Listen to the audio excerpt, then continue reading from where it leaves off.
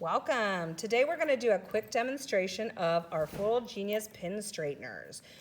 So what we have is a pin straightener, and this will help your pins stay straight and nice and upright after use.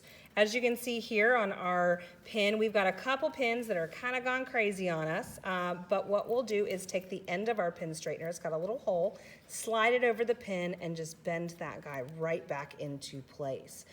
So very easy to use, and you can do this with all your pins.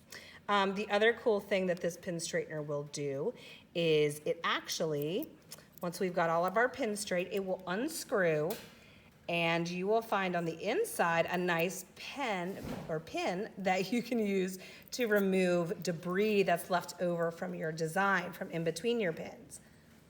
And these just pop right out. And sometimes you have to dig a little bit harder depending on how big it's in there, but the debris will then pop right out.